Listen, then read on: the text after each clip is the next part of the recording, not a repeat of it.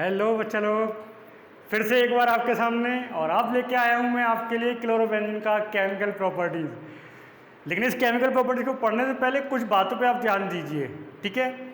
वो क्या है कि बेटा देखो, हम लोग अगर बात करें 3 कंपाउंड लेता हूँ मैं। एक ले रहा हूँ क्लोरोबेंजीन, एक ले रहा हूँ प्योर बेंजीन और एक ले रहा हूँ टॉलुईन, ठीक है। ये बात तो आपको पता है कि सब बेंजीन इलेक्ट्रोफिलिक सब्स्टिट्यूशन रिएक्शन देता है। बेंजीन इलेक्ट्रॉन स्नेही प्रतिस्थापन अभिक्रियाएं देता है। तो अगर मैं ये कहूँ कि बताइए इन तीनों में से सबसे जल्दी इलेक्ट्रॉन स्नेही का अटैक होगा कहाँ पे, इलेक्ट्रोफाइल जल्दी से जल्दी अटैक करेगा कहाँ पे, तो पहले तो इस पर आप थोड़ा सा ध्यान दीजिए। देखो बेटा, ये बात तो तय है कि बेंजीन पे इलेक्ट्रॉन स्नेही प्रतिस्थापन होगा, लेकिन कंडीशन देखिए, आप कंडीशन को समझने का कोशिश कीजिए। Cl अट्रैक्टिंग ग्रुप है, Cl -I इफेक्ट दिखाता है, आप जानते हैं। बेंजीन इलेक्ट्रॉन खींचने वाला होता है, आपको पता है। लेकिन Cl यहाँ पे +R दिखाना शुरू कर देता है, कह दीजिए +M दिखाना शुरू कर देता है। यहाँ पे उसका -I क्या होता है, थोड़ी देर के लिए छिप जाता है। इलेक्ट्रॉन स्नेही प्रतिस्थापन तब जल्दी होता है जब ऑर्थो और पैरा पर इलेक्ट्रॉन डेंसिटी बढ़ जाती है। Cl के आने से इलेक्ट्रॉन डेंसिटी इतनी नहीं बढ़ती जितनी मेथिल के आने से बढ़ती, क्योंकि मेथिल तो इलेक्ट्रॉन देने वाला है ही। इसलिए सबसे ज़्यादा रिएक्टिव ये होगा इलेक्ट्रॉन स्नेही के प्रति, फिर बेंजीन होता है और फाइनली आपका क्लोरोबेंजीन। वजह वही कि Cl इतना अच्छा इलेक्ट्रॉन डोनेटिंग ग्रुप नहीं होता, ये इलेक्ट्रॉन अट्रैक्टिंग ग्रुप है। वो तो बेचारा यहाँ मजबूरी में लगा पड़ा है, इस मारे उसको इलेक्ट्रॉन देने पड़ रहे हैं, ठीक है। बात दूसरी बात पे ध्यान दीजिए, जब हम इलेक्ट्रॉन स्नेही प्रतिस्थापन कराते हैं बेंजीन या किसी भी एरोमेटिक कंपाउंड में 4 प्रकार के इलेक्ट्रोफिलिक सब्स्टिट्यूशन होते हैं मुख्य रूप से, जिनमें आपका नाइट्रीकरण, सल्फोनीकरण, हेलोजनीकरण और फिडेलक्राफ्ट। नाइट्रेशन, सल्फोनेशन, हेलोजनेशन और फिडेलक्राफ्ट 4 प्रकार की रिएक्शंस होती है। तो पहले मैं एक रिएक्शन आपको समझाता हूँ, आप थोड़ा सा ध्यान दीजिए। सपोज दैट आप करा रहे हैं पहले हेलोजिनेशन, क्लोरोबेंजीन का हेलोजिनेशन, ये है आपकी क्लोरोबेंजीन, ओके। और इस पर कराने के लिए आया मैं halogenation in the presence of any halogen carrier that is FeCl3। जब आप FeCl3 की प्रेजेंस में रिएक्शन को कराएंगे तो ये कन्वर्ट हो जाएगा, आपको मिलेगा यहाँ पे क्या, एक आर्थोक्लोरो डाइक्लोरोबेंजीन और पैरा डाइक्लोरोबेंजीन, HCl बाहर हो जाएगा। आर्थो डाइक्लोरोबेंजीन, पैरा डाइक्लोरोबेंजीन बनेगा और HCl बाहर हो जाएगा। आपको पहले ही पता है आर्थो और पैरा एक साथ बनेंगे, क्योंकि आर्थो और पैरा पे इलेक्ट्रॉन डेंसिटी है। अट्रैक्टिंग ग्रुप कहाँ के जुड़ेगा, यहाँ पे इलेक्ट्रॉन स्नेही आर्थो और पैरा पे। लेकिन ध्यान रखना, पैरा समावयवी जो होते हैं, पैरा आइसोमर जो होते हैं, वो मेन प्रोडक्ट के रूप में बनते हैं। आर्थो यहाँ पे मेन प्रोडक्ट नहीं बनता, पैरा मेन प्रोडक्ट बनता है। और एक बात और याद दिला दूं मैं आपको, मुझे याद आ गया, बता दे रहा हूँ कि यही वजह भी है, कह दीजिए कि पैरा आइसोमर जो होते हैं उनके गलनांक क्वथनांक आपके आर्थो और मेटा की तुलना में सबसे ज़्यादा होते हैं। पैरा फिर आर्थो फिर मेटा।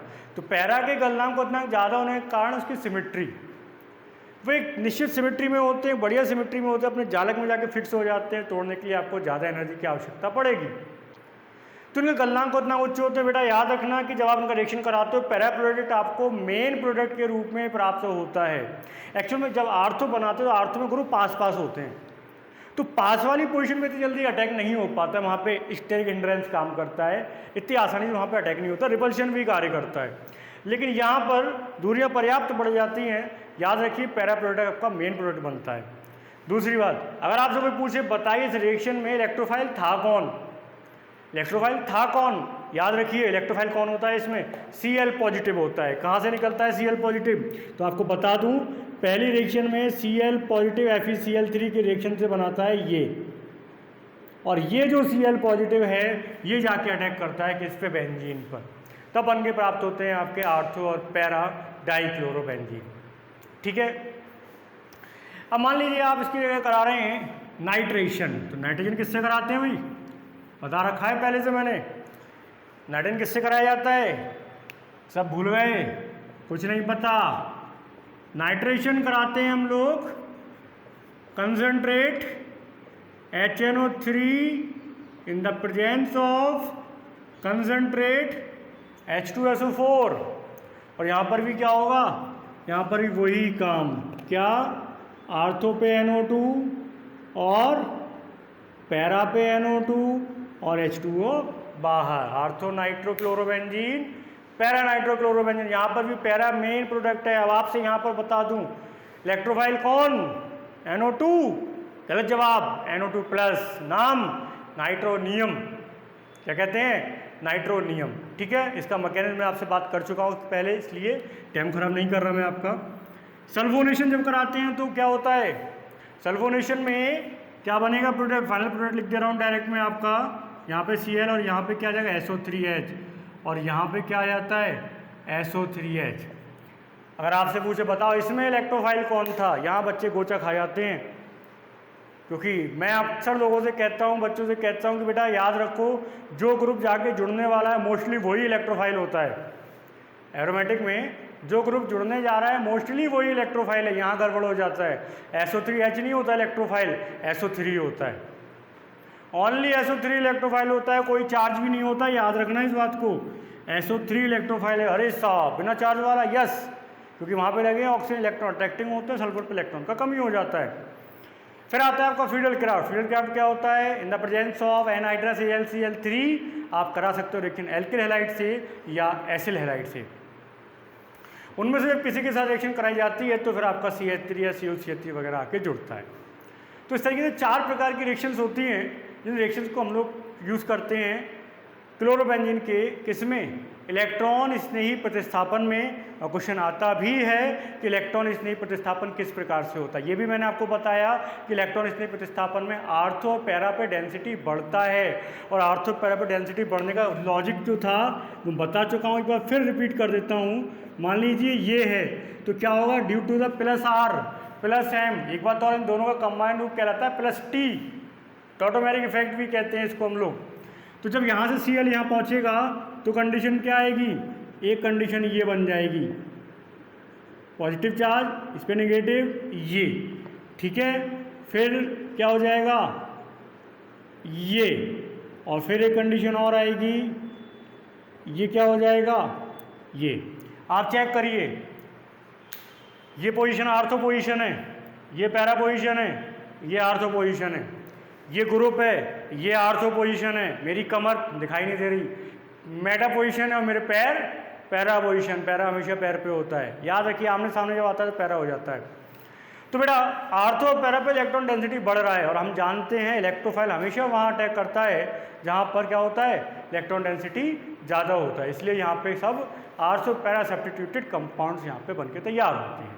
ठीक है, अब ध्यान दीजिए आप, अब मैं बात कर रहा हूँ आपसे क्लोरोबेंजीन में कुछ नाभिक स्नेही प्रतिस्थापन भी होता है।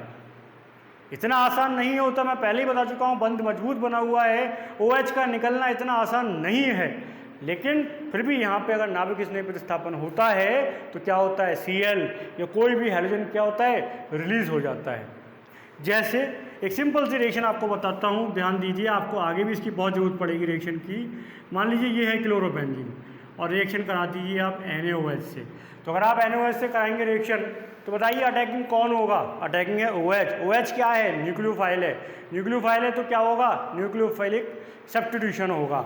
ठीक है, तो यहाँ पे क्या बन जाएगा, यहाँ पे बन जाएगा OH और NaCl बाहर हो जाएगा। ठीक है बात, NaCl बाहर हो जाएगा। एक क्वेश्चन मेरा पूछने का मन कर रहा है, मैं पूछ लेता हूँ यहाँ पे, बताइए यहाँ पे अगर OH का आना हुआ है तो सब्स्टिट्यूशन SN1 से होगा या SN2 से। अरे मासा, यहाँ पर भी आ गया SN1 SN2, हाँ बताइए SN1 से होगा या SN2 से। तो ध्यान दीजिए, Cl का हटना, Cl के हटने के बाद में बचेगा फेनिल कार्बोनियम, फेनिल कार्बोनियम, और फेनिल कार्बोनियम कभी स्थायी नहीं होता। तो अगर किसी के हटने के बाद में स्थायी कार्बोनियम बन ही नहीं रहा तो फिर SN1 कराने का फ़ायदा क्या है, तो फिर SN1 कराने का फ़ायदा क्या है। मैंने बताया कि SN1 तो तब कराइए आप जब टूटने के बाद में कोई स्टेबल कार्बोनियम बने, फेनिल कार्बोनियम कभी स्टेबल नहीं होता, याद रखना आप लोग। ठीक है बात, हाँ इसकी जगह अगर ये होता CH2Cl बेंजिल क्लोराइड होता, अब ये SN1 से हो सकता है, कोई इसकी हटते ही बनेगा क्या, बेंजिल कार्बोनियम। और आप जानते हैं बेंजिल कार्बोनियम कैसा होता है, स्थायी हो जाता है due to the resonating effect. ठीक है, तो ये नाभिक अब इसकी जगह पे आप रिएक्शन करा सकते हो, और भी रिएक्शन करा सकते हो। कौन सी, इसकी जगह पे मान लीजिए नाभिक स्नेही आ गया, कौन, अमोनिया। अमोनिया आ गया यहाँ पे, अरे वाह, अमोनिया भी नाभिक स्नेही होता है। हाँ होता है ना, नेगेटिव चार्ज नहीं है तो क्या हुआ, नाभिक स्नेही नहीं होगा, नाभिक स्नेही होता है ये, इस पर लोन पेयर है। आप जानते हैं नेगेटिव चार्ज के साथ साथ जिन पर इलेक्ट्रॉनिक अधिकता होती है वो भी आपका नाभिक स्नेही का कार्य कर सकते हैं, इसलिए ये नाभिक स्नेही के रूप में कार्य करता है। ठीक है बात, तो आपने क्या करना है, नाभिक स्नेही के रूप में कार्य करेगा, बना दीजिए, क्या बन जाएगा, यहाँ पे बन जाएगा आपका NH2 और HCl बार नाम एनिलीन। ठीक है, एनिलीन बन गया। तो पूछा जाता है कि इनमें बताइए कौन सा नाभिक स्नेही प्रतिस्थापन है, कौन सा इलेक्ट्रॉन स्नेही प्रतिस्थापन है, तो आप आराम से कर सकते हैं इसको। ठीक है, और कुछ बातें हैं इसको लेकर मैं फिर आपसे मिलूंगा, फिलहाल इतना ही, तब तक के लिए पता है आपको।